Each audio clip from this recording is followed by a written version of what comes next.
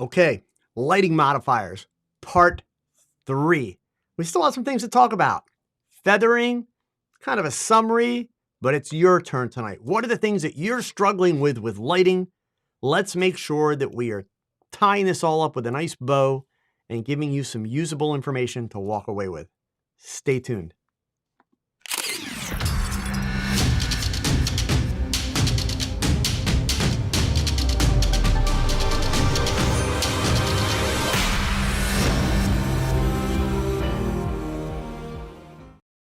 Hey gang, Joe Edelman here. How's everybody doing tonight? Happy Wednesday.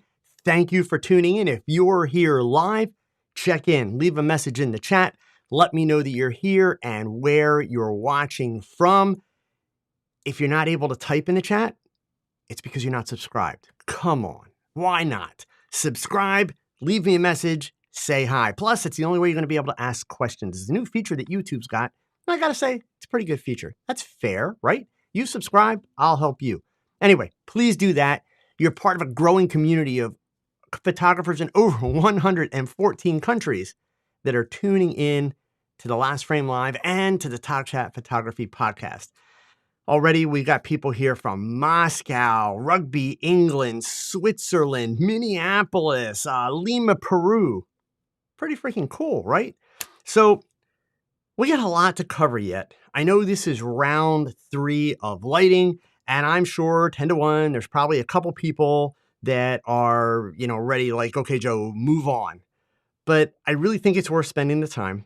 I promised you guys last week that we deal with feathering. That's where we're going to start tonight. We're going to dive right in there. I'm not going to do the whole review. But after that, I'm going to show you kind of a couple summary pieces that hopefully you're going to remember when you walk away from this. And then I really, sincerely, I want to talk to you guys and answer some of your questions. Specifically, what are the struggles that you're running into with lighting? Whether it be, working with gear that you're working with and not getting the right results, whether it be understanding pieces about this. We've covered a lot of stuff in the last 2 weeks, and we still got quite a bit more to cover tonight. So I do want to say a couple things really quick, just about some stuff that I have upcoming so that I don't forget here, because it's kind of important. So number 1, next weekend. So that's the 31st and the 1st, July 31st, August 1st. I'm going to be in Cary, North Carolina. It's near Raleigh-Durham at the Carolina Photo Expo. Awesome event. If you're anywhere near North Carolina, you want to make it to this event. I will be doing actually a ton of stuff. They actually extended my trip by a day. So I'm going to be there Saturday, and I'm going to be presenting bold, beautiful fashion portraiture. It's a 2.5-hour masterclass.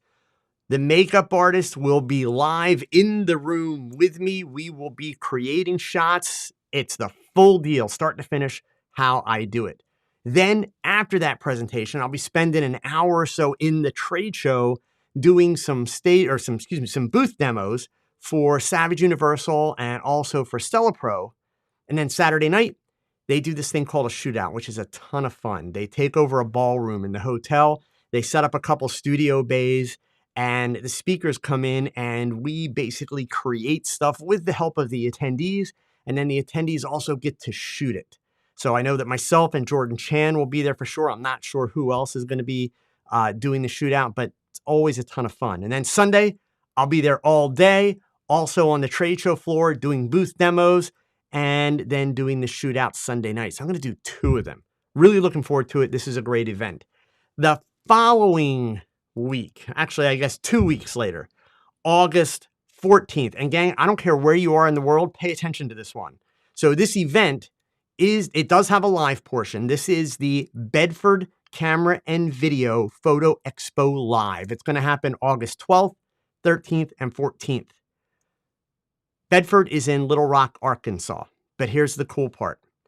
There is a live element that includes 3 photo walks. Obviously, they're live in person. So if you're in Little Rock or you're near Little Rock, you can do the photo walks. And by the way, those photo walks are free.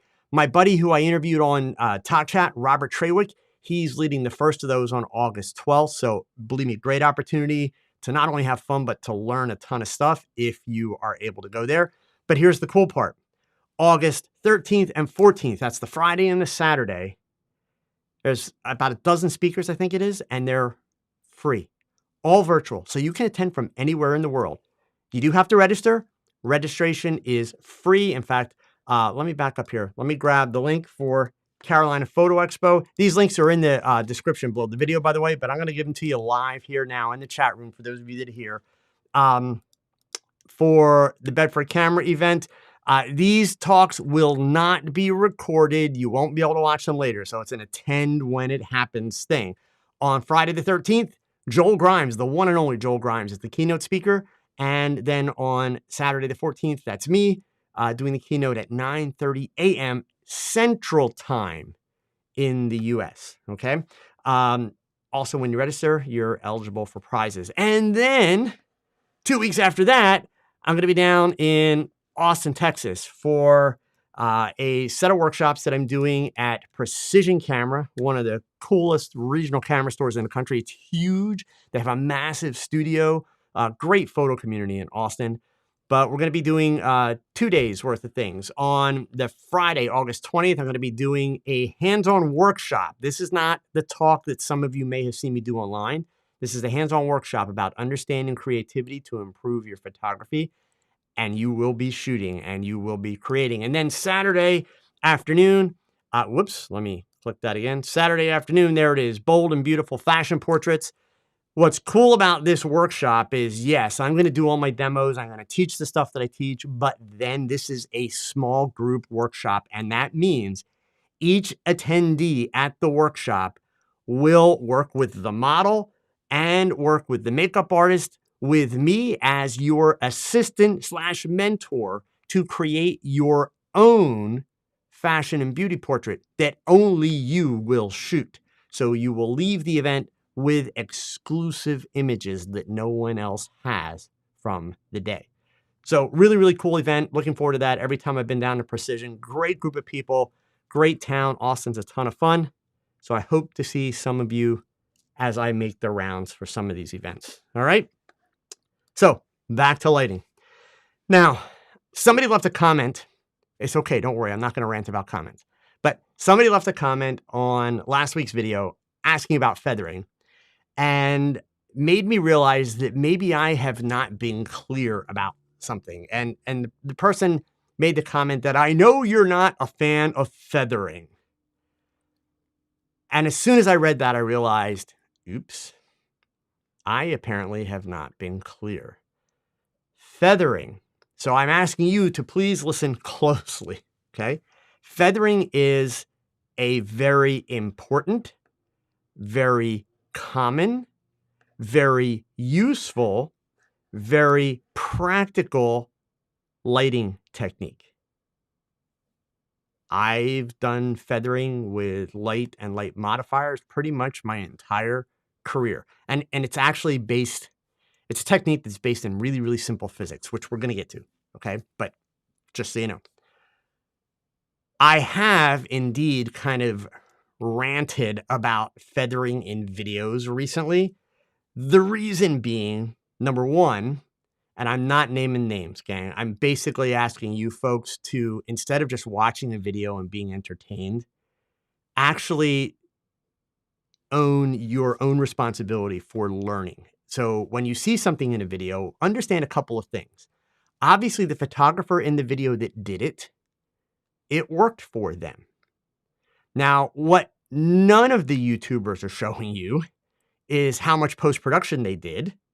So I'm not saying that, oh, they all make their lighting look good in post, but I'm just saying, number one, keep in mind, you're not seeing how much post-production they do. And number two, please make sure that you're looking at the results closely, because I wanted to make sure today that I didn't just have a chip on my shoulder. So I went and I hit some of the popular YouTubers that have mentioned feathering or done videos on feathering over the course of the last year or so. And the overwhelming majority of them have some really, really bad habits and actually show you some really not great light. So what's happening is they're showing you a technique that works for them. For their style, they make it work. And that's fine. They're not wrong. Let me be very clear. But really what's more important is that you understand what's really happening with feathering so that you also understand what you can actually accomplish with feathering. And then more importantly, it's important that you are teaching yourself to see the results of the adjustments that you make with your lights. And that's actually one of the reasons why software like this is just so amazing, because it allows you to take this subject out of the equation. It allows you to slow things down, and it allows you to really pay attention to the nuances to get an understanding of what's going to happen. So really where my complaint lies, for those of you that I may have misled, and I'm very sorry, I don't want you to think that you should not be doing feathering. I will say that a lot of photographers are using grids for no good reason. But again, at the end of the day, just like I said with feathering and those YouTubers that are not using efficient feathering, it works for their picture, so good for them. You know, it's like photographers that walk around and hold a camera out here like this. I'm sorry, that's stupid. It just is. Check your camera manual. But you know what? If it works, good for them. But not in 100 years will you catch me doing that as a habit. It's poor technique. Poor technique leads to sloppiness. Done. So that's what I'm trying to show all of you with this lighting stuff, is an understanding, because otherwise you're going to fall into the traps of every time you see one of these videos, you're going to run out and buy that new modifier, or you're going to do exactly what that YouTuber did, but not necessarily do it in the same setting and in the exact same situation. So their result works and then your result doesn't, because you don't actually understand the technique that you're using. So let's take a look at the diagram, right? Here's the basic setup that I have shown you for the last 2 weeks. This has been kind of my go-to setup again. I've got an octabox on here, 32 inches, my go-to size. I showed you last week the actual physical octabox. I don't have it here in the studio with me today. I'm using my 5-foot circle. So again, the front of my light source is approximately 5 feet from my subject's face. The background is 5 feet behind the subject. It's a neutral gray background. And the height, as you can see, I have got the bottom edge of the softbox, usually somewhere between nose and mouth. You know, it's not an exact measurement each time. It's in that ballpark. My goal is, the way that I communicate it, I always want at least 2/3 of my light above my subject's eyes. By doing that, 99.9% of the time, I am going to have catch lights in the eyes, and I will have catch lights in the upper half of the eye, and any shadows or hints of shadows will be falling in a natural way, in a way that our brains expect them to fall, meaning it will be flattering and it will make sense. And even if it's a harsh, dramatic shadow, it's going to fall in a way that looks normal, not top shadows where I'm making the person look like a zombie, okay? So again, the only rules in lighting are physics. But guidelines, rules of thumb, if we're talking portraits, that's generally how I'm going to have my lights set. I've got my light basically aimed straight at my subject. You can see here from the top. In fact, I'm going to come around to the back and let me turn off the background for this demo here. I am going to kind of line up here right behind my subject's head so we can't see the camera, so you can see where the light is. And if I turn a little bit, you can see I've got her basically in the middle of the light. That light is square towards her, right? So now, when we start feathering, there's a couple options that we have in terms of what will happen and how will it be useful. First is, let's go ahead and start to take the box this way, okay? So now a couple of things have happened here. In fact, you know what? My apologies. Let me make a new snap here. There we go. Okay. So as I look at the two of these, the first thing I want you to notice is, here's the one where we were just at. You can look above me to see the end result for right now, okay? And notice the background. Once I start to feather the light, the background actually got a little bit brighter, okay? And what I'm doing is I'm aiming the light really kind of just past her. Now, I apologize. 1 second. Let me back up because I had the wrong image loaded in the first place. So that's just going to confuse everybody. My apologies. Hang on 1 second here. Let's get back to that. I'm going to take care of that and get rid of it. And all right, now I'm in. There it is. Now I'm in the right spot. My apologies. Let's do that one more time. So again, I showed you I'm going to turn off the background here so I can go around the back. She is in the middle of the light. Boom. That's it. Okay. And you can see what we have as far as the background there. It was confusing me because I took the background paper away, right? So there it is with the background. That's what we're getting. Excuse me. There it is with the background. That's what we're getting, right? So now I'm going to go ahead. I'll leave the background on. And I will feather the light to the left about 3/4 turn. And you notice how the background got darker. So there's where we were. That's much better. That's what I wanted to see. Here's where we are now. You can see how it's a little bit darker. Pay attention to her cheek up here. Here's the original. Here's the beginning of the feather. Almost no difference, right? So what's happening? Why did the background get darker? Well, I'll show you from the other side. Let me turn the background off a second and come this way, okay? Notice now the size of the light source is smaller, right? Here's where it was. Yeah, we'll apply that, okay? Here's where it was. Let me turn that background off, okay? See how big it is there? There's how big it is there.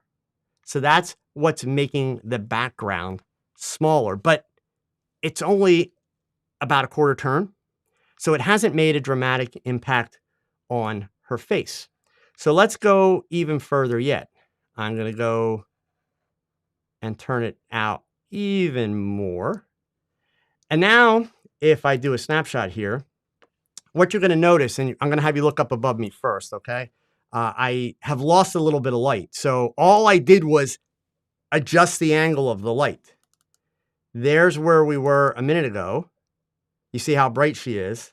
Now we're 1/4 of a stop to a 1/2 a stop underexposed by comparison. So I'm going to add a little bit more power to my strobe. We'll apply that and let's just compare them.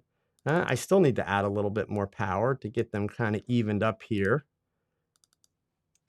All right, so now let's compare the light on her face to begin with, right? So there it is with just kind of the 1/4 turn and then the almost 1/2 turn, 1/4 turn, almost 1/2 turn. Notice how it's getting a little bit softer, but not a lot. And then with the background, we're starting to get slightly darker, but also uneven now. Did you see the uneven? Look close. It's darker through here than it is through here. Some of the light's still getting there. So I'm going to go one more turn, even further, okay? I'm going to make another snap of this. Now I've got to add even more power to get my exposure back, okay? Let me just apply that. Let me see how my exposure comparison is. All right, we're pretty close. So now what I want to do is, so first of all, you see how much softer the jawline is, right? Look at the jawline up here. See how much softer it is, okay? Let me spin around to the back of the set here. See how small the light is, but the light is pushed forward more towards the camera, towards camera left. That's why I'm getting the softer light here. So I'm showing you this example, and I'm going to show you another example with the light in a very different position. But I'm showing you this example, first of all, because this is one that I see literally all the time on social media. People saying, oh, I feathered the light, and then they show a behind the scenes picture, and their light's like 5 feet away, like you see it here. And the reality of it is as you're seeing for all this feathering and all this nuancing and tweaking and changing, I want you to notice how minimal the changes were, right? Very, very minimal. But now let's go ahead and let's take another scenario here, okay? If you'll bear with me for a minute, I'm going to load up another set of images. Whoops, let's go off to the side. So I want to start with a little bit more dramatic light. Still at my 5-foot distance, but I'm off much, much more to the side. So you can see from up above, we're much darker here, okay? So now I want to go ahead and I want to start the turn. And that's just a really small, subtle turn, okay? Then I'll turn it even a little bit more. Now notice how the light is starting to get soft on my subject, but much darker on the background. Part of the reason it's getting really dark on the background, let's go all the way around to the back, turn the background off, is you can see how much light is not reaching the background. So right here is a great example of a problem-solving scenario for using feathering, meaning I want a darker background and I don't have grids. Boom. Now, some of you still may say, and remember, we're doing lighting on a budget to start with, right? Lighting on a budget. So one light, one modifier. That's it. So some of you still may say, well, yeah, but Joe, I want a little bit more on camera left. I want a little bit more light. Easy. Let's go ahead and add the reflector in. And boom, there it is. Now, separation from the background, that's a whole nother issue, right? But we don't need to be worrying about that in this situation because we purposely made the background dark. So I'm just, again, using that as an example. Remember, there's a 1,000 different ways we can split every one of these. So right now we intentionally made the background dark.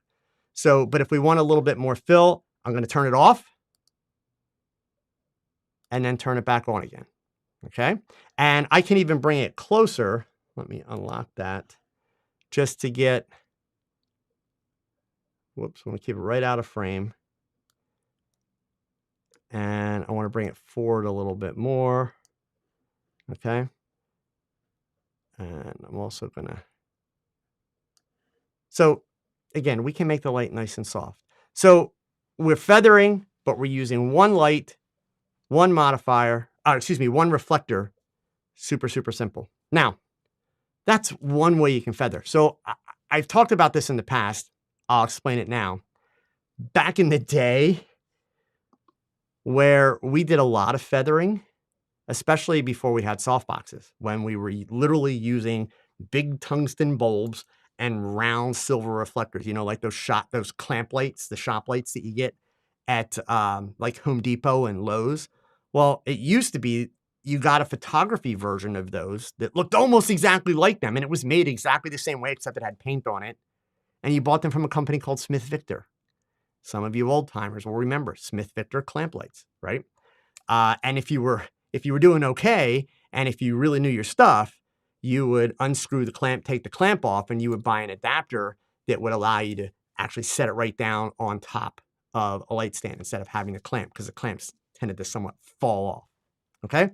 So what we used to do back then is simply we would feather the light by turning the light, not to change the quality of the light, because you can see that the amount of change that it makes is so subtle, so soft, so subtle in a portrait situation. So once again, everything I've discussed for the last 2 episodes and tonight is a portrait. The change is so subtle, we would just turn it so that we could actually reduce the exposure. Turn it basically 90 degrees, and you'd be knocking your exposure down by about 3/4 of a stop. Boom, done. That was it. So let me show you some kind of more practical scenarios, right? Because there's another problem for me, at least in my opinion. I'm going to go ahead, I'm going to turn this back off, and let's go back to this. One of the things that, in fact, here, I've got, we'll apply that. Yeah, so I'm going to go to this scenario right here. This is one that I actually found on YouTube. And again, I'm not naming any names, okay? I saw this exact setup in a feathering video on YouTube today. You can see how high the light is. The photographer wound up with the light basically, 90 degrees going across, okay? And it's all very doable. Now, for me, My personal taste, oh, sorry, I'm not showing the screen. You are right. There we go. Okay, so I wanna go to this setup here. I'm showing you basically the light is aiming across, okay? So we get a nice dark background, very dramatic look, right? That's what we've got going on here. Now, some of you will like this light, and that's okay if you do. But let me point a few things out to you. For me, the issue that I have with this light, in fact, I'm gonna go ahead and I'm gonna bring it up in the viewer and let me just see what I'm talking about here. I want you to notice where the catch lights are. They're essentially not, right? So indeed, you know, we've got this kind of nice dramatic lighting that some people will like, but there's really not much of a catch light. So there's a couple things that for me, I'm at least going to tweak a little bit. And that is, you know, I want to get it back to where I've at least got a little bit more white in the corner of the eyes, maybe even bring it forward slightly, which for some of you, you will say, well, yeah, but that takes the drama out of it, Joe. And I did take some of the drama out. Just keep that in mind. It's all a matter of preference. But here's the thing, okay? Going back to that, you know, one light scenario, what I would actually recommend that you consider, I'm going to go ahead and abort that. I'm going to load a different set here. Discard it. Sorry, there we go. Okay. I want to show you a different way of feathering. And this is the way that I like to feather, if I'm going to feather, which honestly, I don't feather a lot. And that's mainly because I have my go-to lighting arrangements that are kind of my foundational pieces. It's not that I'm doing the same lighting every time, but I have ways that I like to set up light and I think about light. Feathering is not part of that. Feathering for me is a problem-solving tool. That's it. That's totally it, okay? So one way that you do have a little bit more control and that you might want to consider, I'm going to unlock the camera here. And let's just say that we want to do a shot that has a little bit more body to it, okay? So, whoops, sorry. The way that I've been setting up this light, let me lock the camera back up again. I've had the light up a little bit higher and we've been aiming it down like so, right? So this is, you know, pretty much the way that we started the evening with the light kind of right in there. That's a little bright. So we're going to bring the power down a little bit. And just to make sure that we're being consistent, I'm going to aim it right in her nose. So everything is centered right on her. Okay. So that's where we started. But let's just say that my subject is wearing something that's white. All right. Now, the good news is I don't have anything blown out, meaning there's detail in all the white. In fact, it's slightly off white. That's good. So my exposure is where it should be. You know, all the detail is in her face, all the detail is in the outfit. But there's a lot going on down here. And even though that's kind of sexy, I don't really want people to be paying attention down. I want them to be paying attention to her face. So what can I do? And I don't want to have to rearrange all my lighting. What I can start to do is I can start to feather the light. I'm going to feather it up. So just to give you a point of reference, first thing we'll do here, actually, you know what? I'm sorry. So that I can compare these for you, let me do this. Let's do that first one and let me take a snap. Good. And now I'm going to go ahead and I'm going to just level off the box, right? So you can see I just basically, it's not aimed up yet. And then I am going to do another snap. And you can see we're going to have to add a little bit of power because we lost some intensity. So I'm going to up the power just a little. And whoops, let's apply that. And switch back. Still needs to be a little bit brighter yet, just a tad. Apply that. Okay, so they're close. Now, I'm going to go even further, right? I'm going to bring it all the way up to here. And make a new snap. That, of course, looks horrible until I throw a lot more power at it. And we'll kind of go right in about there. I'm probably just a tad high there, but we'll work with that and we'll apply that. Now, let's go ahead. to the viewer and I'll render these three really quick and I'll show you the differences, right? So the first one, remember, this is basically the light aimed dead center at her, period, right? But I want to minimize some of the brightness of the area in her chest and her arm. So if I level the light off or down here at the bottom of her arm and on her chest. So again, the original there, but her face, look at her forehead. Her forehead is the same exposure. Okay, I have not changed the exposure. Now, there is also one other side effect. Notice once I start to angle the light up a little bit, my background does get just a smidge brighter, right? Just a smidge. So there's that. And then if I bring the light up even further, let me render this one. Is considerably brighter than, in fact, actually, let me just go back to that because I need to darken it just a tad. There we go. And we'll apply that. And we'll go back to the viewer. So now you can see, whoops, my apologies, gang. I'm not driving really well tonight. There we go. So there's the one with the box way up. And then when I come back, and you notice the light is actually a little bit softer, okay? But each step going backwards, the bottom of the image gets brighter. Where does this come in handy? This comes in really handy, like you see, if you've got a really light bottom. It also comes in handy if you have foreground and background objects that you don't really want to light. You basically get the light up over them by tilting the box up, okay? So here's the point behind this. Everything that we have done in the last 3 weeks, starting with direct flash, I've been able to show you similar light from one item to the next. Very nice, very functional light. I mean, even if you only have a Speedlight, gang, and just to reiterate, everything that you have seen me do in the last 3 weeks, I've done it with the equivalent of Godot's AD200s. Obviously, the little diagrams on the screen don't look like AD200s, but I have them set at 200 watt seconds to match an AD200. All of it works with a Speedlight. So, even something like the direct flash, okay, if you watch the image above me, if I add, whoops, not that one, this one, if I add a styrofoam reflector in, I can soften it. So with and without. And now some people, I know some of you are still going to say, well, yeah, but it's still just a tiny bit harsh. So again, this is for those of you that may only have one Speedlight and are wanting to do some really nice high-end lighting. So I've added $1 to your expenses, right? Go to a dollar store, piece of foam core, that's it. I'm going to add a second $1.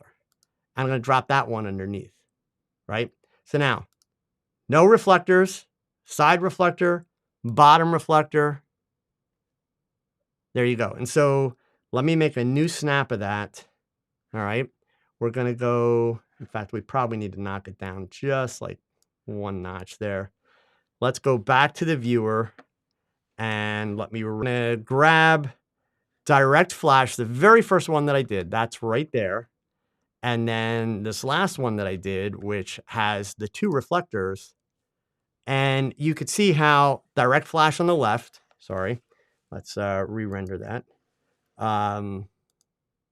Oops, I'm re-rendering the wrong one. There we go.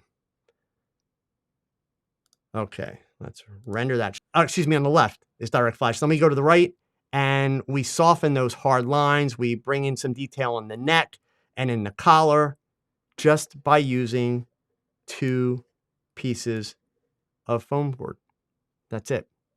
So what's the moral behind all of this? And then I see some of you have questions. Obviously, I want to answer questions. I'm leaving plenty of time for questions tonight. So here's the moral. Number 1, if you haven't taken the time, right? There's the loaded statement. If you haven't taken the time to really, really practice with your light and your modifiers, to really develop a sense of, if I put the light here, what do I get? If I put the light here, what do I get? If I move it over there and lift it up, what do I get? If I add a reflector here or here, what do I get? If you have not done that, If you have not played around and said, well, what happens if I have the background really close? What happens if I have the background really far? And by the way, this scenario is all with one light. If you have not done that, the first moral is you need to do that. Stop watching YouTube videos. I've been very careful in these 2.5 episodes to not say to you, do this or do that with your light, because that doesn't help you. The overwhelming majority of the YouTube videos that are out there when it comes to working with modifiers, feathering, and all that kind of stuff, they are showing you specifically what that photographer does in that situation.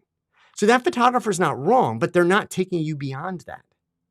So unless you're going to be able to replicate that situation exactly, the information in that video is not actually going to help you. You need to build experience. The difference between me and you is a lot of years of experience. Mistakes.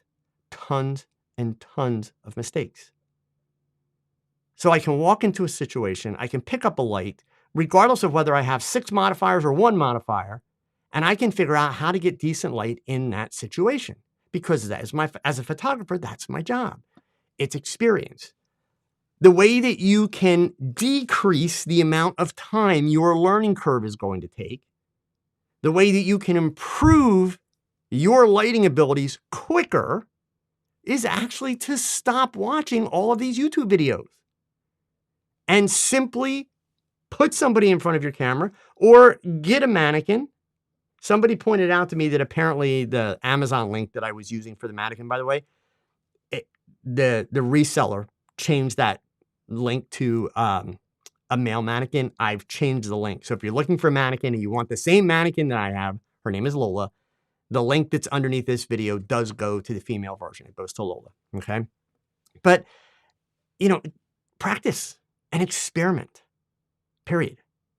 Learn to see where the light falls. Learn to see how the light moves. Learn to see what it does. And everything that I've shown you in these last 3 episodes is boring. By design. Why would I show you that? Because learning how to make this one light work, just one light,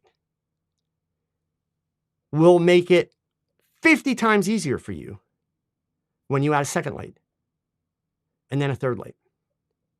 Because you will understand, number one, how are the lights going to respond from different directions? And number two, once you start adding the additional light, your brain will show you the differences, and your brain will process that shadow's from that light, this shadow is from this light, period. Okay? So it's all about the practice, because then, you can take, here, let me go, we'll grab one of my favorite kind of, lights. So I'm going to go to my 36-inch Octabox there. Okay. So I've got a subject here who is blonde hair, blue eyes, light skin. I've got a gray background and she's wearing a blue turtleneck, right? So now when I want to start adding lights into, my shot, I can start doing all kind of fun stuff. So for starters, I could bring in a rim light, okay?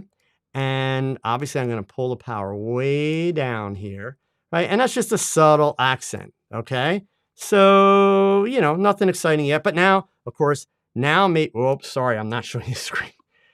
Thank you, Martin, for keeping me on the ball here. All right, so there, I just added a rim light in. I'm going to go ahead and I'm going to turn that rim light off, turn that rim light on. The rookie mistake for rim lights, you see it all the time in pictures, is that. Why is that a mistake? Because the hair's all blown out. There's no detail there, right? That is not attractive. That is not flattering. You want it to simply create a highlight. The other rookie mistake is having the light too far forward. And then what happens is, let me just get it angled right here. If it's too far forward, whoops, I'm not forward far enough. There we go. If it's too far forward, we start lighting up the side of the face. You can see it up here, or we start lighting up the nose. And that's just, you know, that's not going to cut it. That's not attractive, right? So the whole idea with the rim is just an accent. But pretty much everything that rim is doing, it's really easy for me to see it. So I'm not going to go crazy because I'm not going to encourage you to run out and buy a whole bunch of lights, but I'm going to go ahead. I'm going to add one more light, and let's just make this one a background light. So we're going to flip it all the way around to the background. Okay. And we'll go to there. Let me also make sure that's at 200 watt seconds. Now that I did the other one, let me also get that to 200 watt seconds. I want to keep everything very consistent for you guys. But here's what I want to show you. Now, so far, you know, I haven't added any color to these at all, right? But I could go ahead and I could make my background blue. Maybe if I want to get a little bit more creative, add an accent color, start to put some orange in, okay? So the reason why you practice is so that once you start getting to the point where you want to do these more creative ideas, it's going to be a lot easier for you to identify this light's giving me this light's giving me that. Because the challenge of it is, even with regards to like the placement in the background, notice how close I have that light to the background, right? So if I turn the power up, whoops, wrong one. Let me get the other light. There we go. If I turn the power up, you know, I get a brighter glow, etc. Now, what I can also do, let's just say that I want the whole background to be blue. Like I don't want that fall off that you see there. I can go ahead and I can bring this light closer to my subject, make sure that it's filling the space, and boom, now I have nice even lighting. I can make it brighter. I can make it darker, okay? So even when it comes to background lights, there's no set proper way to do it, okay? I mean, we could even, let's just say we want to make the background interesting. We could take that, we can go ahead and take this orange light, throw it on the background, and play around there, and boom. And we could go on for hours and hours and hours. And I would be able to do that without repeating a single thing. So the point is, the only way you get there, gang, is by practice. Start with one light. I promise you, I swear to you, anyone that is in my mentoring group will vouch for this. When somebody joins my mentoring group, if they are trying to learn lighting and they have lighting questions, I literally bully them to put all their lights away except for one and learn how to master one light, period. And I am very proud to say that I have people that have been through my mentoring program that are now out making a living as photographers, shooting portraits, shooting people on location. And they learned lighting the way that I'm telling you to learn lighting. It's the way that I learned lighting. It's the way that so many older photographers learn lighting.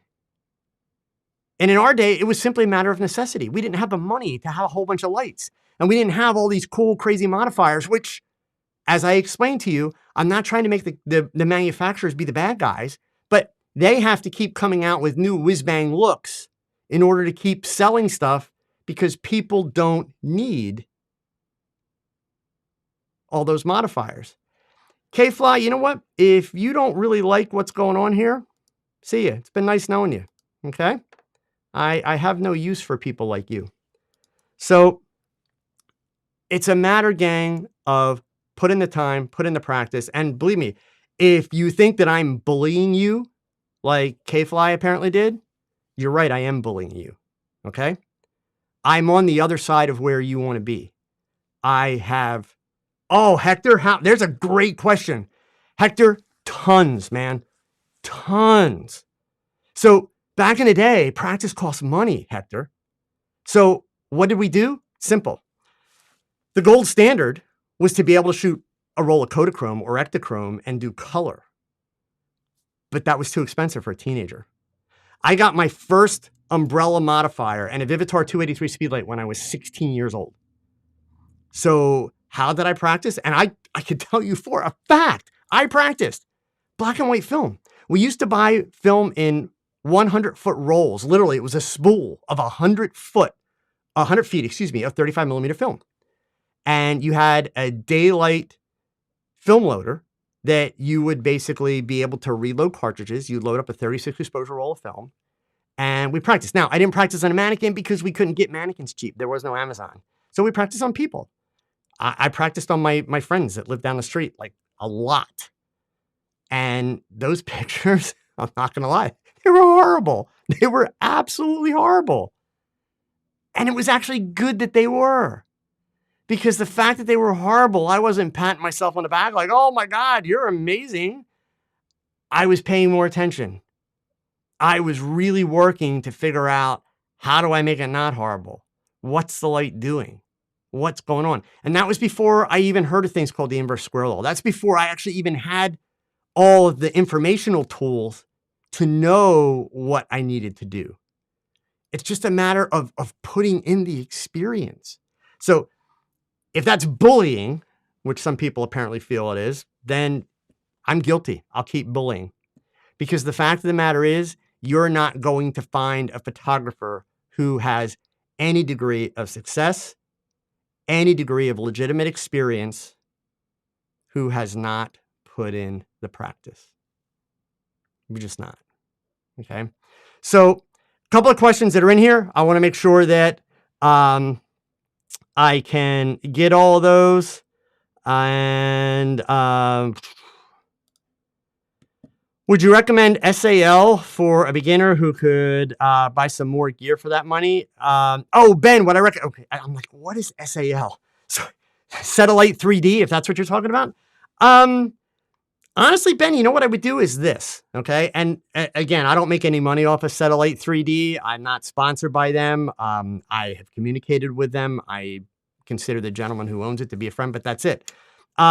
If you don't have a lot of money, do you need to buy Set.a.light 3D? No. However, let me just point something out, right? When you ask a question like, well, could buy some more gear for that money? Set.a.light 3D is less than $100.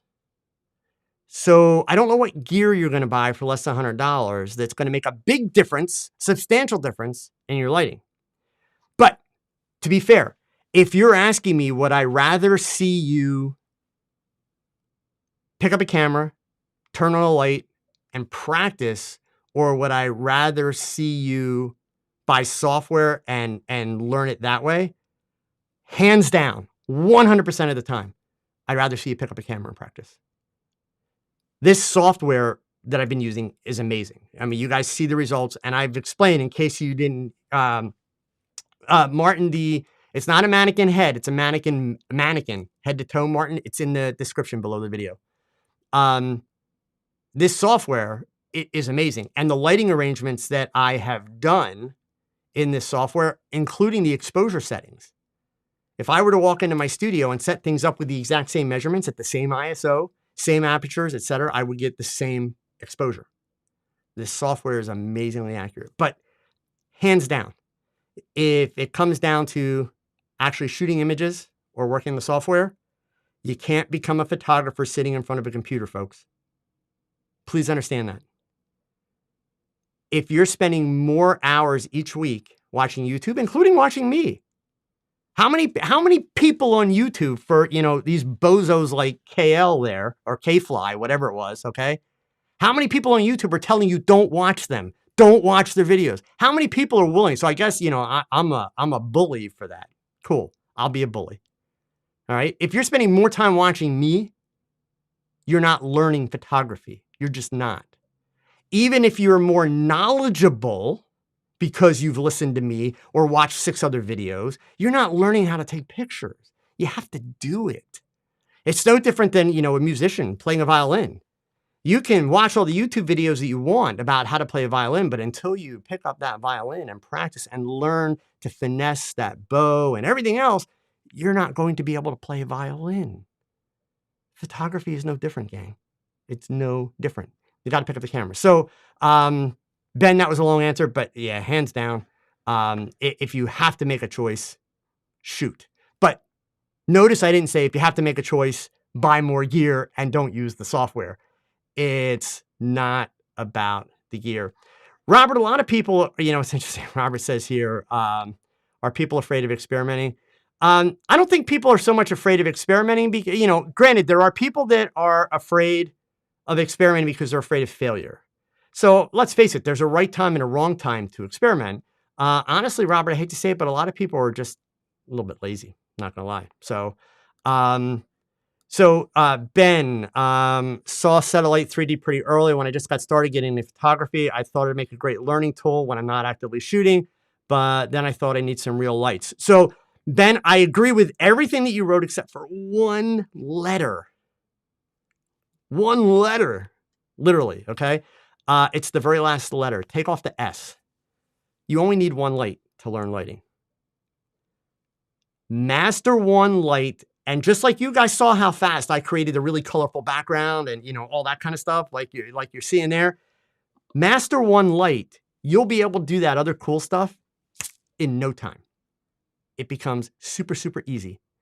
But you got to make yourself a master of the one light to be able to do it, okay? Because that one light's going to teach you what you need to know. So, the purpose of barn doors versus the purpose of grids, even though I don't use grids. So, and again, gang, let me be clear. I have nothing against grids. I have nothing against feathering. I use grids rarely, but I'll use them if it's necessary.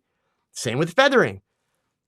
My issue is so many of you, a lot of you probably on Instagram follow like ISO 1200 magazine. And if you don't, it's a great profile, or Flashmates is another one. And there's a third one. I can't remember the name offhand. But anyway, these are the Instagram profiles that are showing like tons of behind the scenes stuff, right? And, at the end of the day, these photographers are posting gorgeous images. I mean, most of them are gorgeous images, right? So the fact that they used a grid and they have the light angled really crazy and it's right on top of the subject and all that, good for them. But did they need to use the grid? Did they need to have the light angled? Could they have given the image a little bit more pop if they had not angled as much but backed it up or lowered it and got an actual catch light in the eyes instead of deep shadows? Or worse yet, created a shadow that doesn't match the catch lights that they photoshopped in when they used an action to add new eyes to the shot?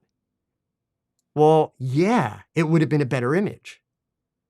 So part of the challenge is a lot of you don't have the experience because you haven't put in the practice to be able to see those little details that I'm talking about. Somebody who's been doing it for decades, you see those details when you look at pictures. So it's all a matter of, how good do you want your work to be? For me, it's those little details that count 1,000% because I'm not the most creative photographer in the world. There are tons of photographers doing so much more creative work than what I do. But the thing that I am most proud of my work, because of my experience, is the details. You don't see sloppy in my work, period, right?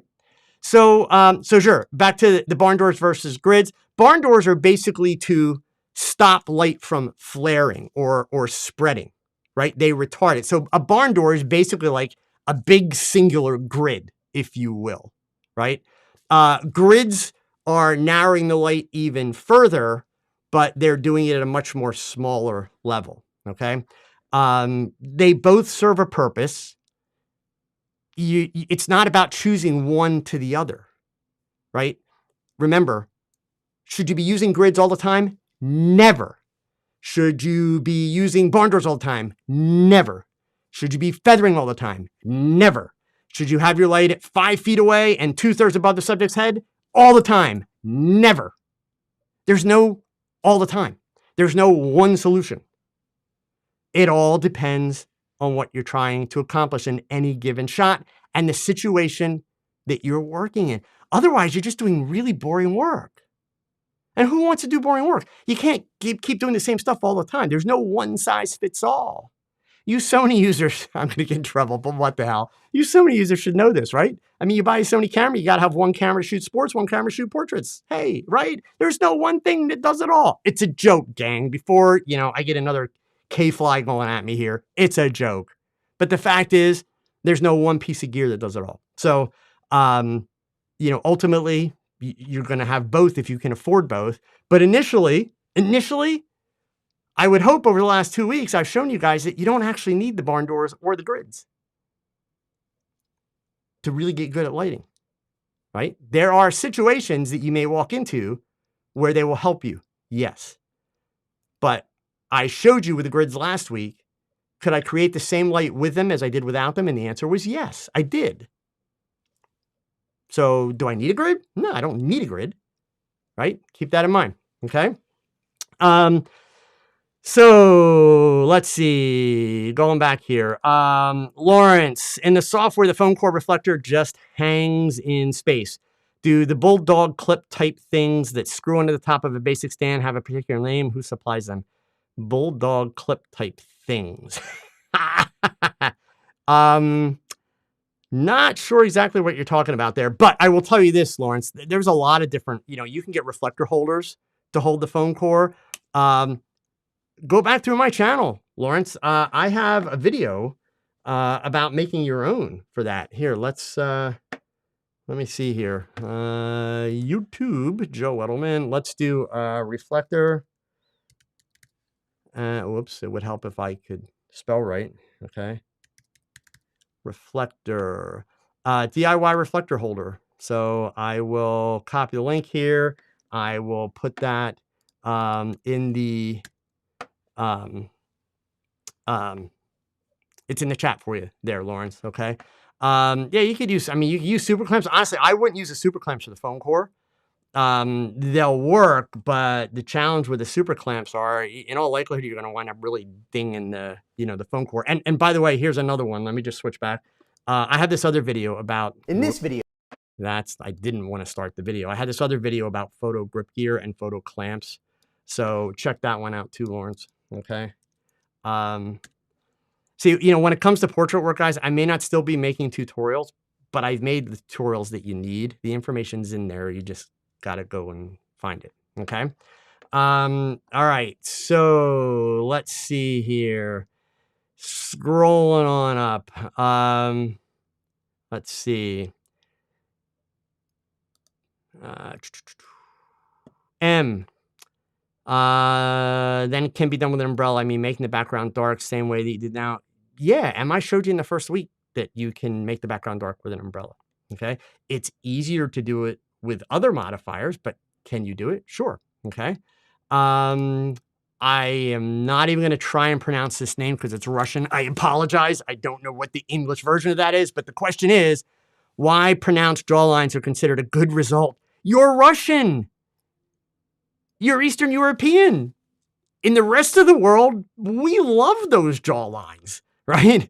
So if it doesn't work for a model, is it easy to hide them? Yeah, it's actually easy to hide them. So here, like in the US, makeup artists will actually usually accentuate an Eastern European jawline and really make it pronounced, okay?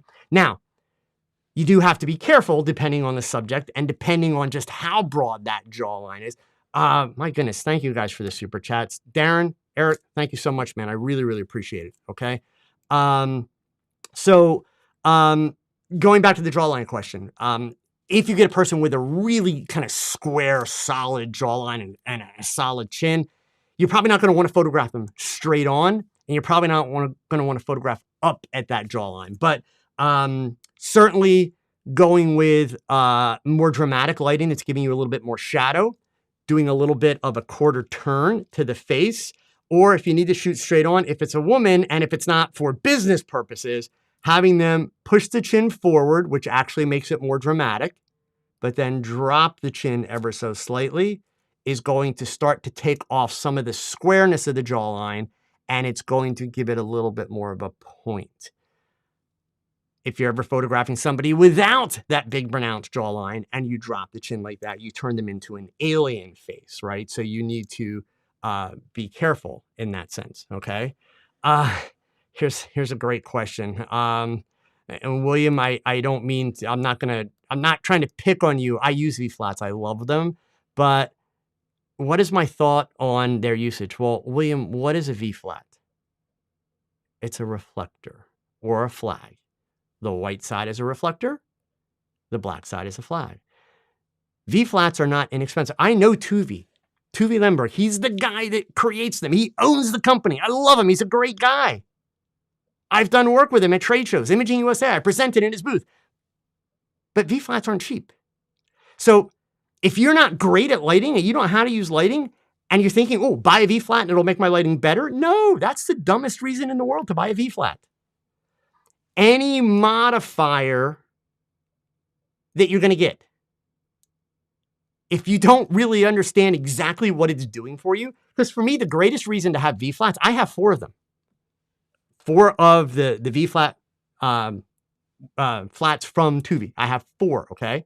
So the greatest reason to have them is actually to create portable backgrounds, to be able to create, large flagged areas of light. And yeah, you can use them as a reflector, but the problem with using them as just as a reflector, that's a lot of stuff to have to manage just for a reflector, right? So V-flats are awesome, but only if you really know why you're using it and what you intend to do with it, right? If you check out, V-Flat World's YouTube channel, especially the stuff like Jeff Carpenter has been doing, which, Jeff is awesome. Jeff's come up with like 1,000,005 ways to use a V-flat. That's great. But please look at Jeff's work. Jeff's work is incredible, right? So here's a guy that understands light. And more importantly, he understands the nuances of light. So yes, he gives you great examples and great ideas, but running out and buying them because of that is not the reason to buy them. Buy your modifiers, gang, to solve problems. And I need to get better at lighting is not a problem that you can buy your way out of. That's the one problem you can't solve with money. You just can't, right? So, that's the challenge with the specific, products, okay? Darren here, been busy, missed part 1 and 2, definitely go back. Have always been into, well, I'm glad I fired you up. And man, don't be afraid. Like, look, here's the thing, okay? When you start with lighting, so here, just so that I don't insult the K-flies of the world like I apparently did earlier, I already told you guys, when I started with lighting, back when it cost me money with film, I sucked. I sucked for many years at lighting. Because honestly, just like a lot of you are doing, I was an idiot. Before you get offended, let me explain. I was just of the thought process that, it's like do a basic light setup or get a better modifier, get a bigger modifier, do this, and it'll get better. It never did. It literally never did. It wasn't until I finally bit the bullet and really decided to break it down. Go back to basics. 1 light, 1 modifier, and start to really master that 1 light, and then start adding in other elements. And I've described it on here many, many times before, the whole idea of, start with 1 light, no modifiers. Once you've mastered direct flash, then add a reflector. Okay, it could be a piece of white foam core, it could be a collapsible reflector, but a reflector. Then add an umbrella, then add a softbox, then add a second light. 1 at a time you add, you'll get much, much better results along the way, I promise you, okay? All right, I think I have 1 or 2 more questions. I know I'm way over time here. Let me just see. I'd like to try and get everybody's question that was in here. The umbrella question, the jawline thing. Well, actually, it looks like I did get them all. So there's a couple. And let's see, Lawrence, thanks, Joe. Now trying to research what we call bulldog clips. Oh, like binder clips. Okay. Yeah, the challenge with using like the little binder clips, Lawrence, is that I thought I may actually have one sitting here. The challenge with those is obviously they're kind of flat on both sides.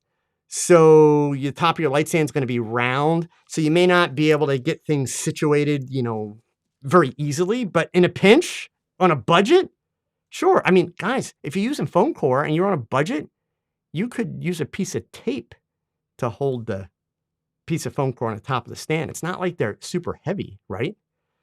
So yeah, I mean, anything like that that's going to work. That's not in the picture. So we don't really care as long as it stays there, right? So anyway, gang, that's it for modifiers. We definitely need to kind of take a break. I'm hoping everybody goes out and does some practice. I really am. But here's what I'm going to do. Each week, just kind of on a whim off the top of my head, I am going to go ahead and create a lighting setup in Set.a.light 3D right before I come on live. And I'll break it down and what I'm doing, with the hope being that it kind of creates some thoughts and creates some questions from people in terms of why this way, why that way, what if you do this, what if you change that, so that we can kind of keep working through it from a practical standpoint. That's the key, right? But I cannot impress it enough, gang. And if I'm being a bully, so be it. But look, there's no shortcuts to this. There's just not. The only thing that makes me better than you, and I'm not better than all of you, but the only thing that makes me more qualified, I've done it longer. I've had more experience. That's it. So the point is, every single one of you has the ability and the opportunity to do work that's 1,000 times better than what I do. But you got to put in the time and you got to put in the effort. And look around at any photographer that you consider successful. That's the difference between that photographer and you. It's the amount of time that they've put in. So it's all a matter of, what do you really want out of your photography? I'm not telling you that your photography has to be at a certain level. I'm not telling you that you suck if you're not producing this. I've never told you those things, ever. What I'm telling you is, you don't have to spend so much money on gear. What I'm telling you is that if you want to get better, which so many of you tell me you want to get better and you're frustrated with your results, I'm giving you the path. And the best part of it is, it's cheaper and it's less expensive, but it requires your effort. That's the key. So anyway, listen, gang, have a great week. TOGCHAT will be out this weekend. The topic this week, weddings. I am talking to a really, really, really awesome wedding photographer, not only about the way they approach weddings, but also some really, really amazing business advice coming up with this. So make sure you stay tuned for that. We'll be back next week for the last frame, of course. Honestly, next week, I'm going to do the lighting setup, like I said. We'll follow up on some more questions, and I'm going to take a little bit easy next week because I'm headed out on the road right after that. So my whole next week is practice. You guys think I joke about this practice stuff. I will be practicing for my presentation that I'm doing in North Carolina, which means I'll be working with a mannequin all week. I will be throwing confetti and glitter and popping balloons, and I'm going to be doing all kind of crazy stuff, making a lot of really bad pictures to find the really cool ones so that I can go then and I can do a brand new presentation that eventually, if you don't make it to North Carolina, it'll wind up online eventually. We're not going to be recording in North Carolina, but it's a talk that I will do again. All right. So gang, have a great week. I appreciate your support. Go pick up your camera and shoot something, because your best shot, it's your next shot, gang. Adios. Take care.